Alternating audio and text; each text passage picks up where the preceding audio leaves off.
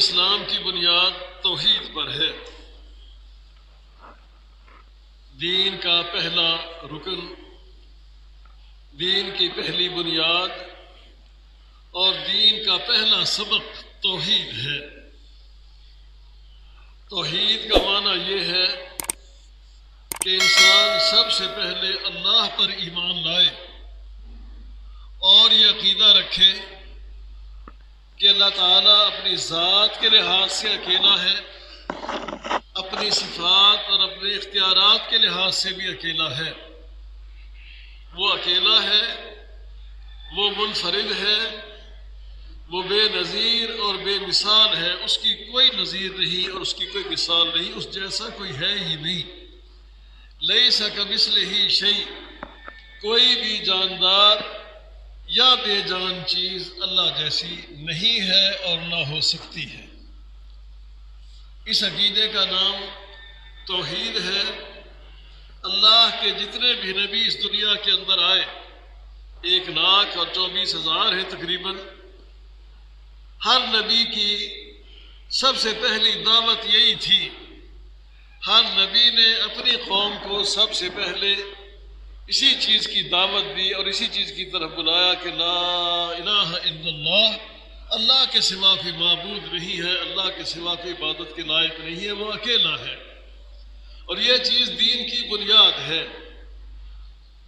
ہر شریعت میں اور ہر دور میں کچھ احکام ملتے جلتے بھی تھے اور بہت سارے احکام ایک دوسرے سے مختلف بھی تھے، لیکن یہ توحید والا مسئلہ ایسا مشترک مسئلہ ہے کہ آدم علیہ السلام سے لے کر حضرت محمد صلی اللہ علیہ وسلم تک جتنے بھی رسول اور نبی آئے، سب نے سب سے پہلے اللہ کی توحید کی دعوت دی، اس کے بعد پھر اپنے رسالت کی دعوت دی تھی۔ خود ہمارے نبی صلی اللہ علیہ وسلم نے بھی سب سے پہلے لوگوں کو یہی دعوت دی کہ قولوا لا الہ الا اللہ، لوگو تم یہ بات کہہ دو، اقرار کر لو اور تسلیم کر لو کہ اللہ کے سوا کوئی معبود نہیں ہے۔ رسول اکرم صلی اللہ علیہ وسلم نے جب تک مکہ میں اور مکہ کے ارد گرد کے علاقوں میں ابھی اعلان نبوت نہیں کیا تھا تو پورے علاقے میں آپ کا بڑا ادب اور بڑا احترام تھا۔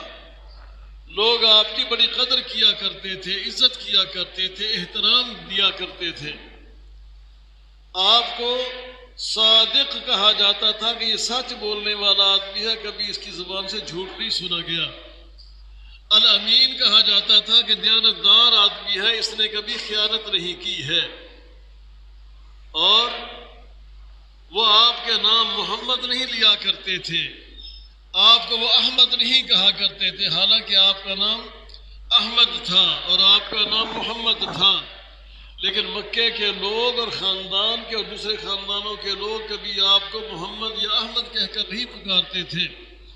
آپ کا جب بھی ذکر کرنا ہوتا تھا تو الامین کہتے تھے، الصادق کہتے تھے، سچ بولنے والا شخص۔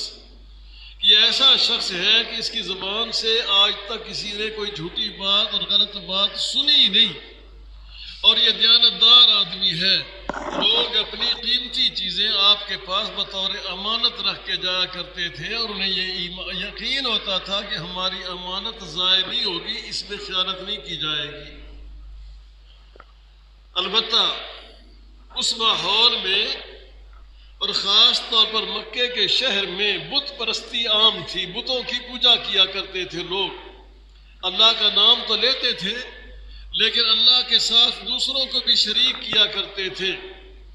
خود مکے میں اور بیت اللہ کے اندر 360 بت رکھے ہوئے تھے، لات، منات، عزا، اساف، نائلہ اور بھی کئی شعرا، اس قسم کے کئی بت تھے جن کی وہ پوجا کیا کرتے تھے۔ ان کو بھی وہ اپنا حاجت روا اور مشکل کشا سمجھا کرتے تھے کہ فلاں کام پڑ جائے تو اس بت کے پاس جانا ہے، فلاں چیز کی ضرورت ہو تو اس کے پاس جانا ہے، فلاں چیز کی ضرورت ہو تو اس کے پاس جانا۔ 360 بت اللہ کے گھر کے اندر، بیت اللہ کے اندر رکھے ہوئے تھے ان لوگوں نے۔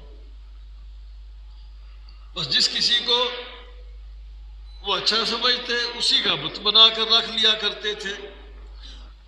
لات بت مشہور ہے، اکثر ہم سنتے ہیں۔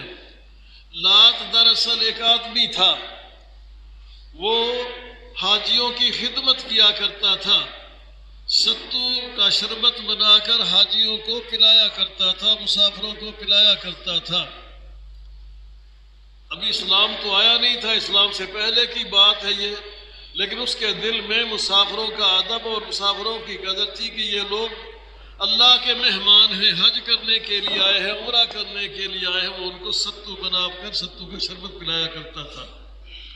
اس کے مرنے کے بعد لوگوں کو اس سے عقیدت پیدا ہو چکی تھی، تو اس کے نام کا بت بنا کر وہاں رکھ لیا گیا تھا۔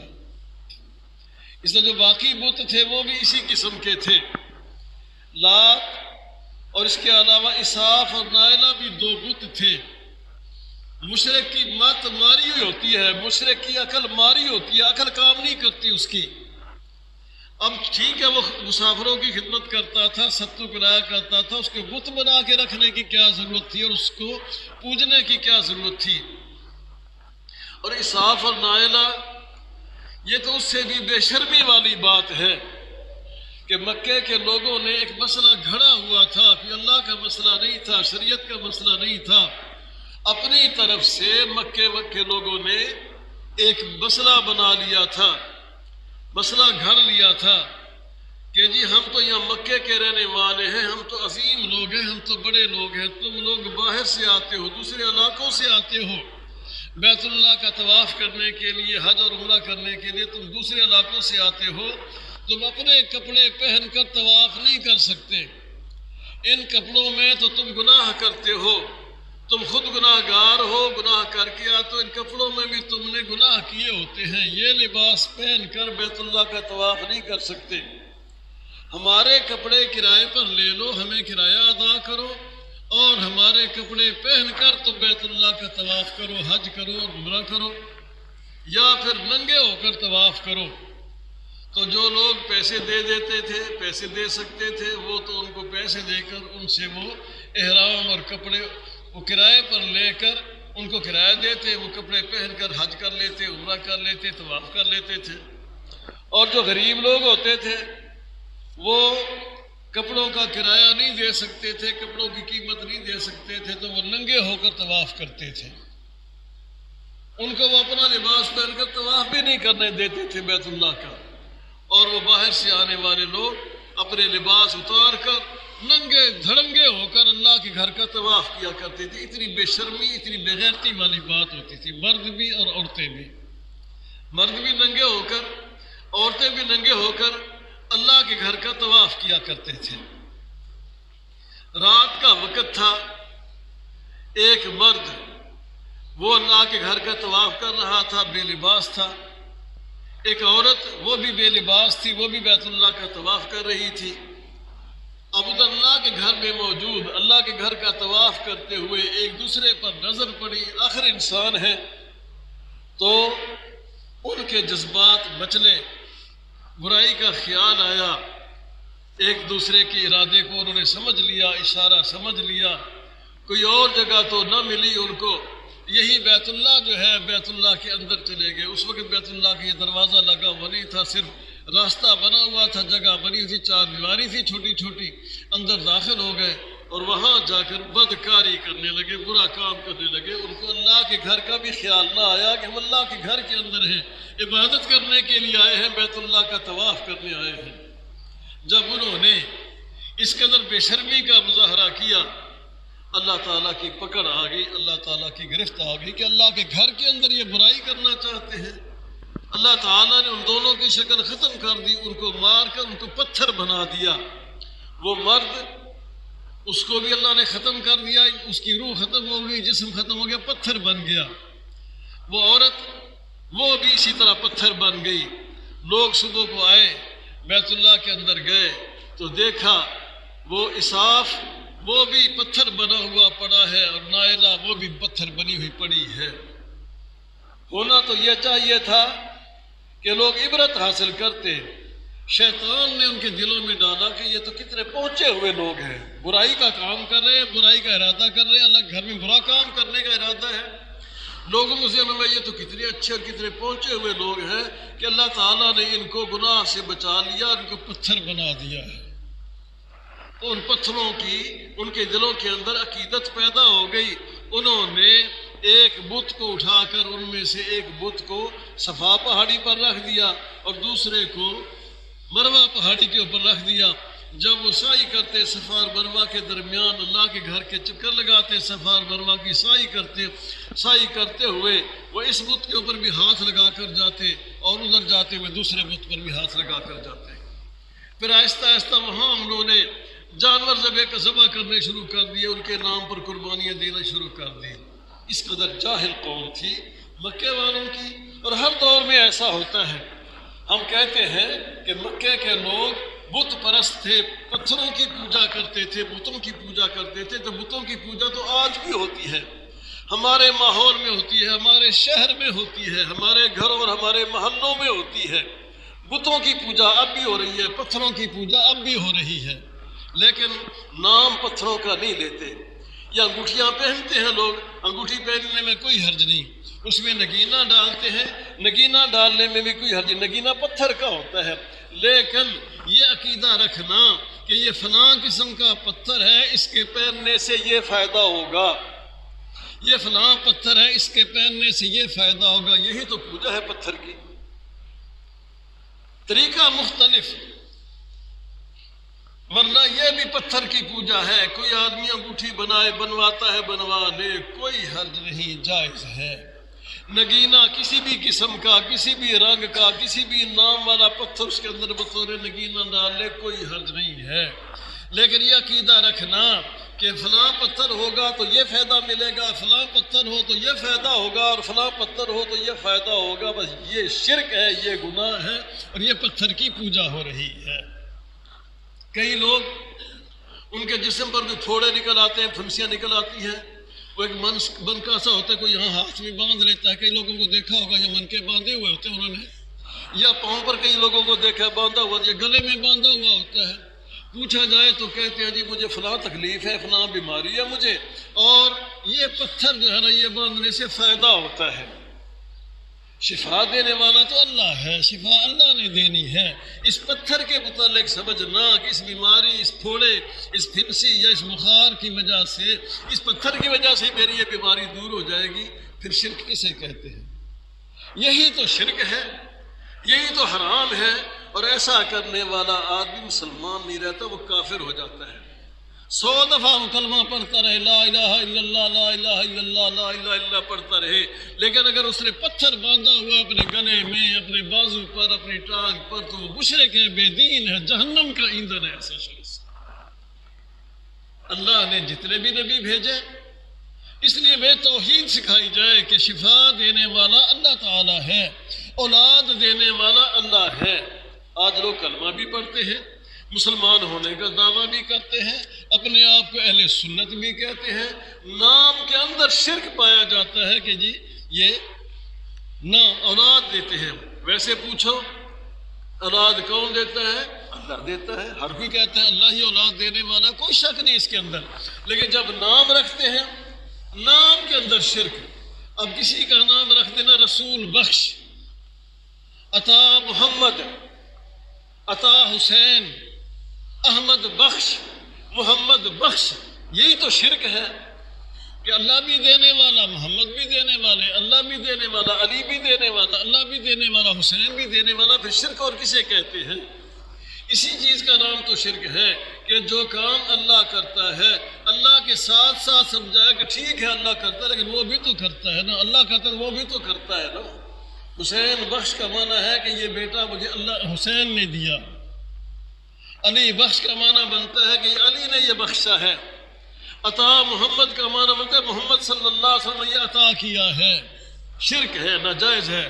عطا کرنے والا اللہ ہے، بخشنے والا اللہ ہے، دینے والا اللہ ہے، اولاد اللہ دیتا ہے، اللہ کے سوا کوئی دوسرا اولاد نہیں دیتا ہے، یہ شرک ہے۔ نماز میں کہتے ہیں ایاک نعبد و ایاک نستعین، یا اللہ ہم تیری ہی عبادت کرتے ہیں. ٹھیک ہے، اچھی بات ہے، یہ لفظ بولنا چاہیے، توحید ہے یہ. یا اللہ ہم تیری ہی عبادت کرتے ہیں. نماز کے اندر تو یوں کہتے ہیں سلام پھیرتی کہتے ہیں نہیں، عبادت اس کی بھی کرنی ہے، اس کی بھی کرنی ہے. اور پھر جی جمعہ پڑھ کے جی پروگرام بنا کے کوئی کہتے ہیں ہم سلطان باؤ جا رہے ہیں، کوئی کہتے ہیں مرشد آباد جا رہے ہیں، کوئی کہتے ہیں فلاں جگہ جا رہے ہیں، فلاں جگہ جا رہے ہیں. شرک ہے، ناجائز. اللہ کے ساتھ کسی کو شرک کرنا بہت بڑا جرم اور بہت بڑا گناہ. اتنا گناہ ہے، نیکیوں کا پہاڑ ہو، نیکیوں کا ڈھیر ہو، اور تھوڑا سا بھی شرک کر لیا جائے، وہ تھوڑا سا چھوٹا سا شرک ساری نیکیوں کو برباد کر دیتا ہے. جیسے لکڑی کا بہت بڑا ڈھیر ہو، 1000 من لکڑی کا بہت بڑا ڈھیر لگا دیا جائے، اور دیا سلائی کی سلائی کتنی سی ہوتی ہے؟ 1000 من ہو، 10,000 من لکڑی کا بہت بڑا ڈھیر ہو، واقعی بہت بڑا ڈھیر ہے. لیکن دیا سلائی کی چھوٹی سی سلائی ہوتی ہے، چھوٹا سا مسالہ ہوتا ہے، تھوڑا سا بالکل معمولی سا، اور جلائیں اس کا اتنا سا شعلہ بنتا ہے. لیکن آگ لگ جائے، وہ 100 من ہے، 1000 من ہے، 10,000، جتنی بھی لکڑی ساری کی ساری جل جائے گی، کوئلہ بن جائے گی، بیکار ہو جائے گی، کسی کام کی نہیں رہے گی. یہ صورتحال شرک کی ہے. کوئی آدمی کلمہ پڑھتا رہے، نیکیاں کماتا رہے، نیکیوں کے ڈھیر لگا لے، معمولی سا بھی شرک کیا، ساری نیکیاں جل گئی اور برباد ہو گئی. شرک ایسے طریقے سے آتا ہے کہ آدمی کو پتہ بھی نہیں چلتا کہ میں نے شرک کیا ہے. کوئی آدمی بیمار ہے، دوسرے سے بات کرتا ہے، کہتا ہے جی میں بڑا بیمار ہوں، بہت علاج کرائے ہیں، بکھر سے بھی دوائی لے لی، میاں والی سے بھی لے لی، سرگودے سے بھی لے لی، ملتان سے بھی لے، آرام نہیں آیا. کئی کہنے والے کہہ دیتے ہیں فلاں ڈاکٹر کے پاس جاؤ، اس کے ہاتھ میں شفا ہے.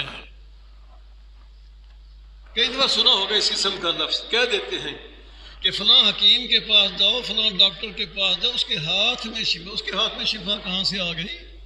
وہ شفا دیتا ہے. شفا دینے والا اللہ ہے.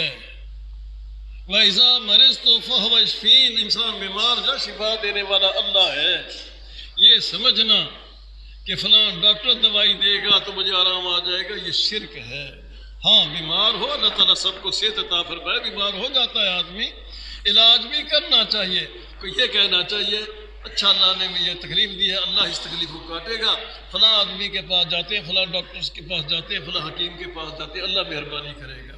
شفا مل گئی، پھر بھی اللہ کا شکر ادا کرنا چاہیے، کہنا چاہیے کہ ہم نے فلاں ڈاکٹر سے دوائی لی ہے، اللہ نے مہربانی کی ہے، پھر تو ہے ٹھیک. کہتے ہیں ڈاکٹر نے شفا دے دی، ڈاکٹر نے صحت دے دی. یہ ایسی بات سمجھنا، ایسی بات کرنا، ایسا عقیدہ رکھنا، یہ تو شرک. ایسا اتنی سی بات کرنے کے بعد کافر ہو گیا، بے دین ہو، ابو جہل جیسا کافر بن جاتا ہے. کوئی اس کی نماز کی قدر نہیں، کہ اس کے کلمے کا پڑھنے کا فائدہ نہیں، قرآن پڑھنے کا فائدہ نہیں، ذکر اذکار کرنے کا، روزے رکھنے کا کوئی فائدہ نہیں، اگر شرک کرتا ہے تو. ان اللہ لا یغفر ان یشرک بہ، اللہ تبارک و تعالی شرک کو کبھی نہیں بخشے گا. شرک ایسا گناہ ہے، اللہ تعالیٰ شرک کو کبھی نہیں بخشے گا. وَيَغْفِرُ مَا دُونَ ذَلِكَ لِمَن يَشَاءُ، باقی گناہوں کے بارے میں امید رکھی جا سکتی ہے کہ اللہ تبارک و تعالیٰ کی مرضی ہوئی تو اللہ معاف کر دے گا، گارنٹی پھر بھی نہیں. کسی آدمی نے نمازیں نہیں پڑھی، جرم ہے، گناہ گار ہے، لیکن ہو سکتا ہے کہ اللہ تعالیٰ اسے معاف کر دے. چوریاں کی ہیں کسی نے، بہت بڑا جرم اور گناہ ہے، لیکن ہو سکتا ہے کہ اللہ تعالیٰ اس کو معاف کر دے. زنا کیے ہیں، شرابیں پی ہیں، بہت بڑے بڑے گناہ ہیں، بہت بڑے بڑے جرم ہیں، لیکن ہو سکتا ہے کہ اللہ تعالیٰ معاف کر دے. شرک کو کبھی نہیں بخشے گا.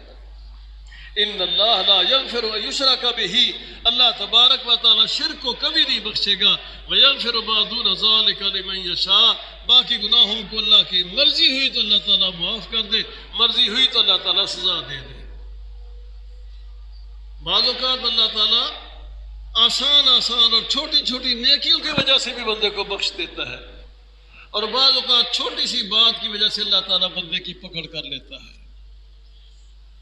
وہ ایک واقعہ آتا ہے نا، 2 آدمی جا رہے تھے، آگے کوئی یوں سمجھ لیں آج کل کے الفاظ میں دربار تھا، انہوں نے ناکہ لگایا ہوا تھا کہ یہاں سے ہم کسی کو نہیں جانے دیں گے، یہ دربار ہے، یہ آستانہ ہے، یہاں کو چڑھاوا چڑھا کے جاؤ گے تو پھر جانے کی اجازت ہے، نہیں تو ہم آگے نہیں جانے دیں گے۔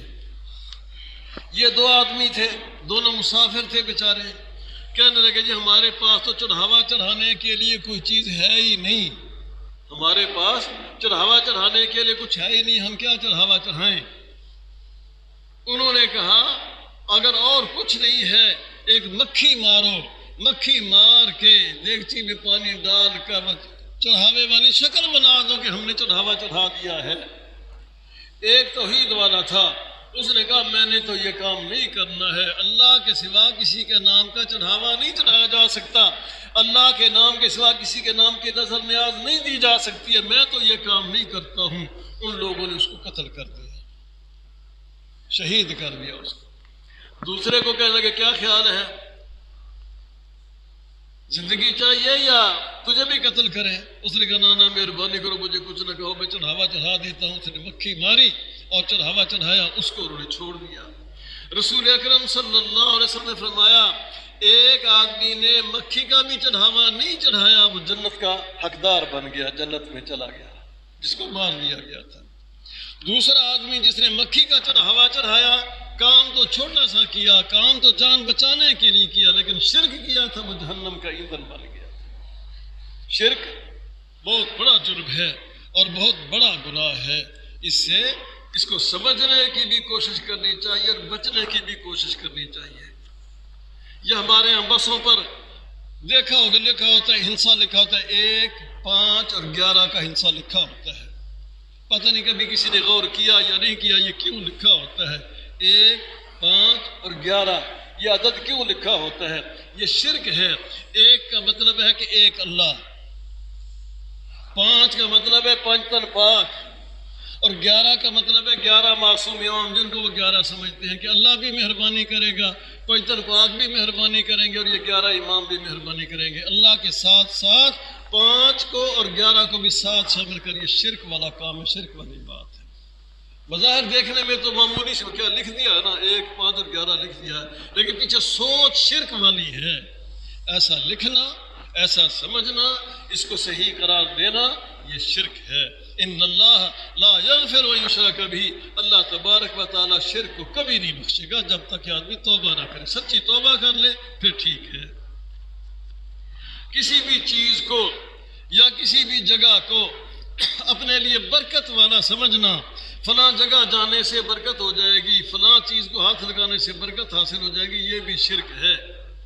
نبی کریم صلی اللہ علیہ وسلم صحابہ کرام کے ساتھ جا رہے تھے، حنین کا علاقہ تھا، حنین کے علاقے میں ایک درخت تھا جس کا نام ذات انوات تھا، عربی کا لفظ ذات انوات اس کا نام تھا، اور صحابہ کرام کو پتہ تھا کہ یہ مکے کے لوگ، علاقے کے لوگ جو مشرک اور بے دین ہیں، اس درخت کو برکتوں والا سمجھتے ہیں۔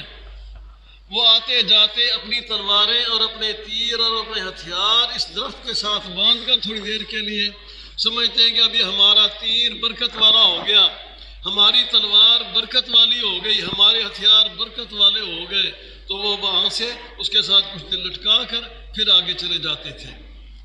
نبی کریم صلی اللہ علیہ وسلم صحابہ کرام کے ساتھ وہاں سے گزرے تو صحابہ کرام نے کہا یا رسول اللہ صلی اللہ علیہ وسلم، جیسے یہ کافروں کا ایک درخت ہے، اس درخت سے برکت حاصل کرتے ہیں، آپ ہمارے لیے بھی کوئی ایسا درخت مقرر کر دیں، ہم اپنا کوئی، چلو یہ تو کافروں کا ہے، ہم اپنا کوئی درخت سمجھ لیں، ہم اس سے برکت حاصل کر لیا کریں اور اپنی تلواریں اور اپنے تیر وہاں لٹکا لیا کریں گے۔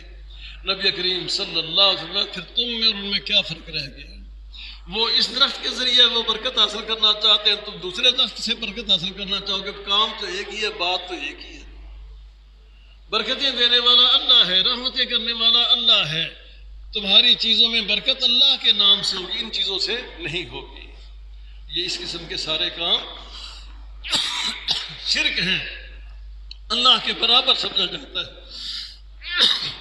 کئی جگہوں پہ راستوں میں گزرتے سڑکوں کے ساتھ دیکھا ہوگا، کوئی درخت ہوتا ہے بڑا، اس کے ساتھ ٹاکیاں بندھی ہوتی ہیں، دوپٹے لٹکائے ہوئے ہوتے ہیں اور کئی چیزیں باندھی ہوتی ہیں، یہ سارے شرک والے کام ہیں۔ ان درختوں کو اپنے لیے بابرکت سمجھتے ہیں لوگ، ان درختوں کو اپنے لیے باعث نجات سمجھتے ہیں۔ ایسے کام کرنا یہ شرک ہے اور ناجائز ہے۔ کئی دفعہ لوگ یہ مانگنے والے آتے گھروں میں اور بازاروں میں اور بسوں میں، نظر اللہ نیاز حسین، اس قسم کے نعرے لگاتے ہیں اور کہتے ہیں اللہ کے نام پر بھی دے دو، حسین کے نام پر بھی دے دو۔ یہ بھی شرک ہے۔ صدقہ کرنا چاہیے، خیرات کرنے چاہیے، مانگنے والا کی مانگے اس کو دینا چاہیے، لیکن اللہ کے نام پر دیا جا سکتا ہے۔ اللہ کے ساتھ کسی اور کا نام لیتا ہے تو وہ مانگنے والا بھی مشرک ہے اور جو اس کو دیتا ہے وہ بھی مشرک اور بے دین جہنم کا ایندھن ہے۔ ایسے آدمی کو دینے کی قطعاً اجازت نہیں، قطعاً جائز نہیں جو اللہ کے ساتھ کسی اور کا نام لے۔ ہاں اگر وہ صرف اللہ کا نام لیتا ہے پھر دے سکتے، پھر دینے کی اجازت ہے۔ یہ توحید ایک دین کی بنیاد ہے۔ ہمیں سکھایا گیا کہ افضل الذکر لا الہ الا اللہ، سب سے بہترین ذکر لا الہ الا اللہ ہے۔ اقرار کرے آدمی اپنی زبان سے کہ اللہ کے سوا کوئی معبود نہیں ہے، اس کے سوا نہ کوئی حاجت روا ہے، نہ کوئی مشکل کشا ہے، نہ کوئی شفا دینے والا ہے، نہ کوئی اولاد دینے والا ہے، نہ مشکلات کو ٹالنے والا ہے۔ اللہ کے نبیوں نے جسے بھی کوئی مشکل پیش آئی اللہ کو یاد کیا۔ آدم علیہ السلام نے دعا کی، انہوں نے کہا ربنا ظلمنا انفسنا وان لم تغفر لنا وترحمنا لنکونن من الخاسرین۔ نوح علیہ السلام نے دعا کی، انہوں نے کہا رب انی مغلوب فانتصر، یا اللہ میں مغلوب ہو چکا ہوں، تو ہی میری مدد فرما۔ ابراہیم علیہ السلام پر مشکل کا وقت آیا، انہوں نے کہا حسبی اللہ لا الہ الا ہو، میرے لیے اللہ ہی کافی ہے۔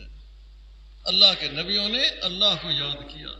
خود ہمارے نبی صلی اللہ علیہ وسلم نے بھی جب بھی آپ کو ضرورت پیش آئی اللہ تعالیٰ ہی کو یاد کیا، اللہ تعالیٰ ہی سے مدد مانگی ہے۔ تو یہ توحید دین کی بنیاد ہے۔ جبرائیل علیہ السلام نے آ کر رسول اکرم صلی اللہ علیہ وسلم سے پوچھا تھا کہ اے محمد صلی اللہ علیہ وسلم اسلام کیا ہے؟ سب سے پہلی بات بیان کی گئی ان تشہد اللہ الہ الا اللہ، تم اس بات کا اقرار کرو، گواہی دو کہ اللہ کے سوا کوئی معبود نہیں۔ یہاں سے دین شروع ہوتا ہے۔ اللہ اکبر۔ تو توحید کو جاننے کی، سمجھنے کی ضرورت ہے۔ کئی دفعہ آدمی عقیدت کے اندر ہوتی، عقیدت ہی ہے کسی کے ساتھ، لیکن اللہ کے ساتھ جو محبت ہے ویسی محبت کسی اور کے ساتھ نہیں ہونی چاہیے۔ ایک دفعہ کچھ لوگ آئے رسول اکرم صلی اللہ علیہ وسلم کو کہنے لگے اے محمد صلی اللہ علیہ وسلم وہی ہوگا جو اللہ چاہے گا اور آپ چاہیں گے۔ اب بظاہر محبت کا اظہار کیا، عقیدت کا اظہار کیا رسول اکرم صلی اللہ علیہ وسلم کے ساتھ کہ وہی ہوگا جو اللہ چاہے گا اور اے محمد صلی اللہ علیہ وسلم آپ چاہیں گے وہی ہوگا۔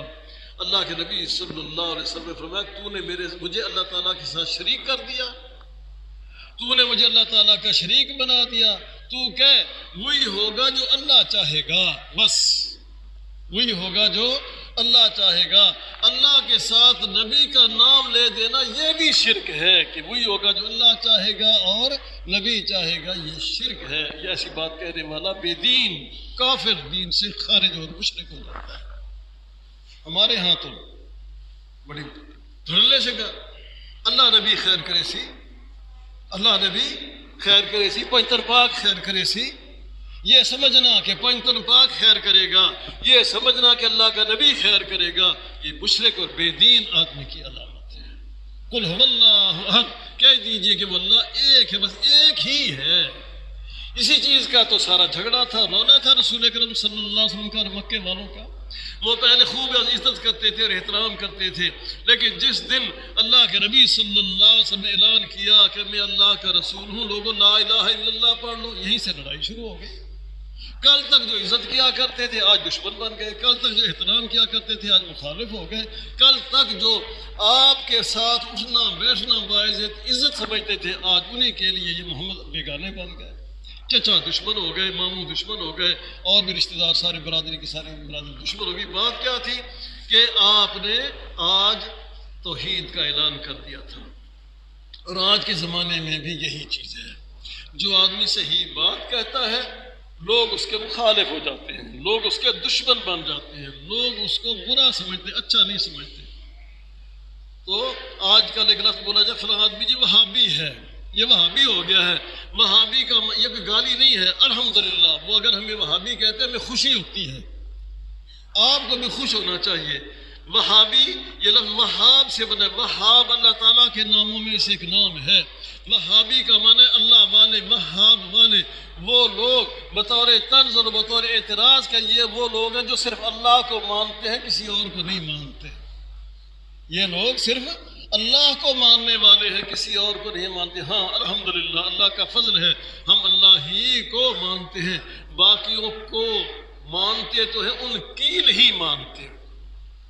ٹھیک ہے، وہ بھی بزرگ ہوگا، وہ بھی بزرگ ہوگا، وہ بھی بزرگ ہوگا، ٹھیک ہے، لیکن دینے والا صرف اللہ ہے، بس یہی فرق ہے لوگوں میں اور ہم میں۔ یہی بات سورہ اخلاص میں بیان ہوئی کہ قل، اے نبی ان کو بتا دیجئے، واضح طور پر اعلان کر دیجئے، هو اللہ وحد، اللہ اکیلا ہے، اولاد دینے والا بھی، شفا دینے والا بھی، مصیبتیں دینے والا بھی، مصیبتیں ٹالنے والا بھی، مدد کرنے والا بھی وہی ہے۔ اللہ وحد، وہ اکیلا ہے۔ اللہ صمد، بے نیاز ہے، وہ کسی کا محتاج نہیں۔ جن کو تم پکارتے ہو، جن کی تم پوجا کرتے ہو، تو ایک ایک قدم اور ایک ایک سانس میں لوگوں کے محتاج، ساری زندگی محتاج رہے، کبھی لباس کے محتاج، کبھی کھانے کے محتاج، کبھی پینے کے محتاج، کبھی آنے کے محتاج، کبھی جانے کے محتاج، کبھی سواری کے محتاج، کہیں بیوی کے محتاج، کبھی بیٹوں کے محتاج، قدم قدم پر محتاج، بالآخر مر گئے اس دن بھی محتاج۔ لوگوں نے اس کے کپڑے اتارے، لوگوں نے اس کو کفن دیا، لوگوں نے اس کو غسل دیا، لوگوں نے اٹھا کر قبرستان تک پہنچایا، مرنے کے بعد سب کچھ دینے والا بن گیا۔ زندگی میں کچھ بھی نہیں کر سکتا تھا، مرنے کے بعد سب کچھ دینے والا ہو گیا۔